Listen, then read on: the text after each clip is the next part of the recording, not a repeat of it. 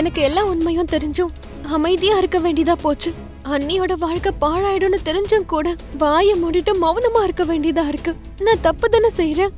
ஏன் சுயநலத்துக்காக அண்ணியோட வாழ்க்கைய நாசமாக்கிட்டு இருக்கேன்.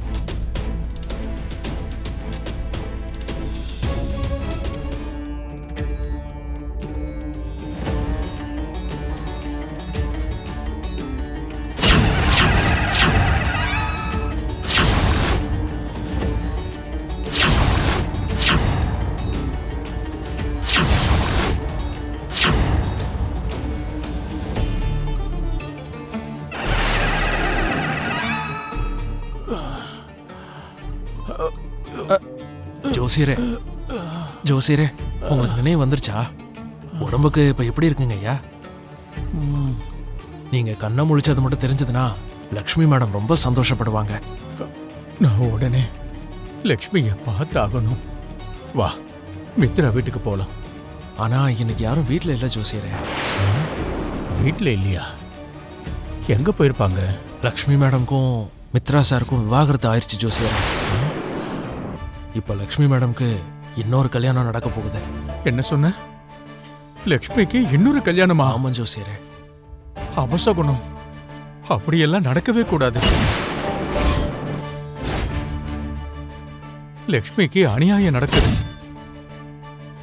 அந்த குடும்பத்துக்கு கெடுதல் நடக்க போகுது.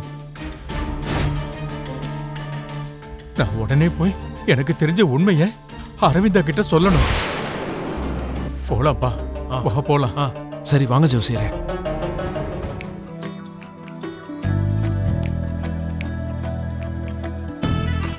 ஆமா, நீ என்ன சொல்ற ஜானு? நான் சொல்றது எல்லாமே உண்மைதான் விவேக்.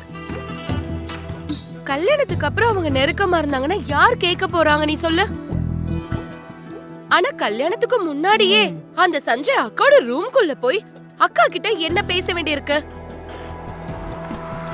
இந்த சஞ்சய் எதுக்கு இவ்வளவு அவசரப்படுறான்? லக்ஷ்மி அவனுக்கு அவ்வளவு பிடிச்சிருக்கா? அந்த சஞ்சய் பண்றது எனக்கு சுத்தமா பிடிக்கல ஜானு. எனக்கும் சுத்தமா பிடிக்கல. அன்னைக்கு அவன் பொண்ணு பார்க்க வந்தப்ப கூட அப்படிதான். தனியா பேசணும், டின்னருக்கு போகணும்னு சொல்லி ரெஸ்டாரண்ட்டுக்கு கூட்டிட்டு போயிட்டான். அவனுக்கு கொஞ்சமாவது அறிவு இருக்கா? அவனுக்கு அறிவு இருந்திருந்தா இந்த மாதிரி ஒரு காரியத்தை எதுக்கு செய்ய போறான்? இதெல்லாம் 4 பேர் பார்த்தாங்கன்னா என்ன நினைப்பாங்க? முகத்துல காரி துப்புவாங்க. அது சரிதான். ஆனா இப்ப என்ன செய்ய முடியும் விவேக்? என்ன இருந்தாலும் அவன் தானே தாலி கட்ட போறான். கூடி சீக்கிரம் என் அக்காக்கு புருஷனாக போறவன். இதெல்லாம் வேண்டாம், பண்ணக்கூடாது, தப்புன்னு நம்மளால சொல்லவும் முடியாது, தடுக்கவும் முடியாது. யாரும் தடுக்க முடியாதுன்னு தானே அவன் இப்படியெல்லாம் செஞ்சுக்கிட்டு இருக்கான். ஒரு 1/4 மணி நேரம் நம்மள அந்த பக்கம் வரவே வேண்டான்னு டைரக்டா சொல்லிட்டான். அதனால தானே நாம இந்த பக்கமா போயிட்டு இருக்கோம். வேற என்ன செய்யறது? ஆடிட்டோரியம்ல லாக் ஆன ஆடியன்ஸ் மாதிரி படம் பாக்குறது தவிர எதுவும் பண்ண முடியாது. சரி, ஓகே, வா போலாம்.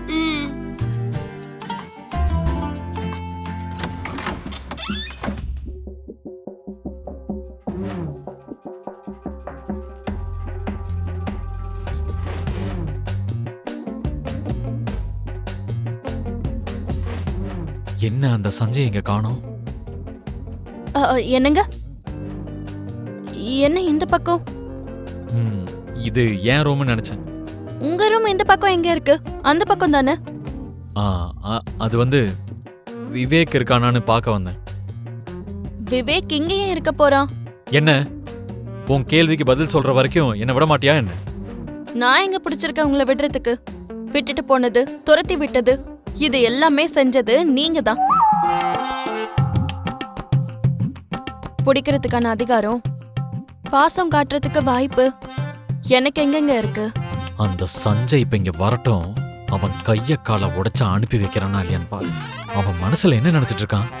கல்யாணத்துக்கு முன்னாடி ஒரு பொண்ணுகிட்ட எப்படி வேணாலும் நடந்துக்கலாம் நினைச்சிட்டு இருக்கான். ஏதாவது பேசணும்னு நினைக்கிறீங்களா? உன்கிட்ட பேசுறதுக்கு எனக்கு என்ன இருக்கு? ஆமாங்க.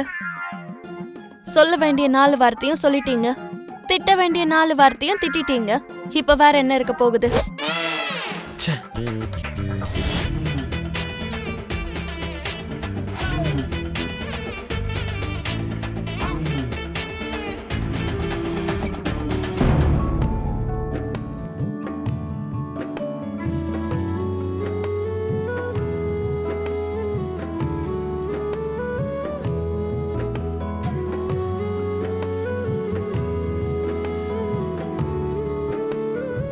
நீ ஒன்றும் கஷ்டப்பட வேண்டாம், நான் உனக்கு ஹெல்ப் பண்றேன்.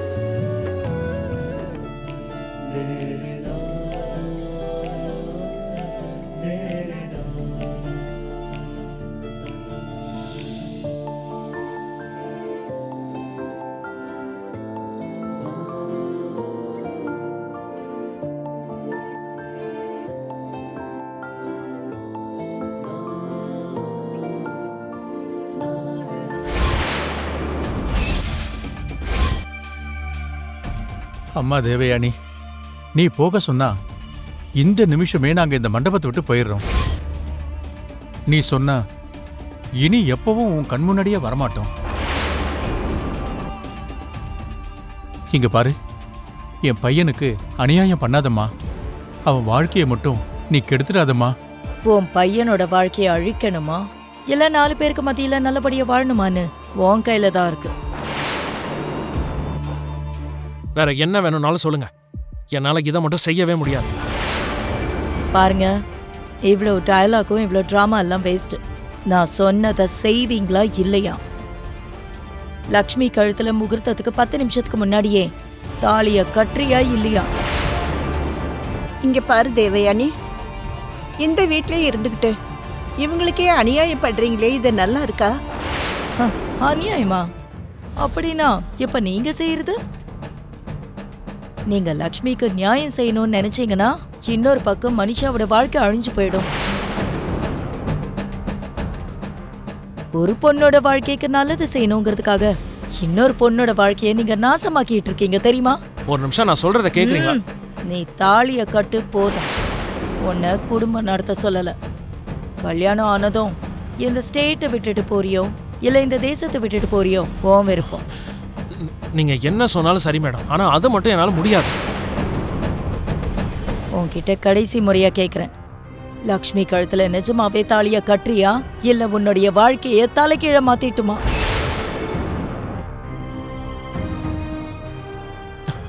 இங்க பாருங்க தேவயானி மேடம், டேய், நீ பேசாம இருடா. இங்க பாரு தேவயானி, நிதானமா பேசுமா. எனக்கு ஜெயதேவை விட எனக்கு என் பையன்தாம்மா முக்கியம். நீ சொன்ன மாதிரியே லக்ஷ்மியோட கழுத்துல அவன் தாலி கட்டுவான், போதுமா? ம்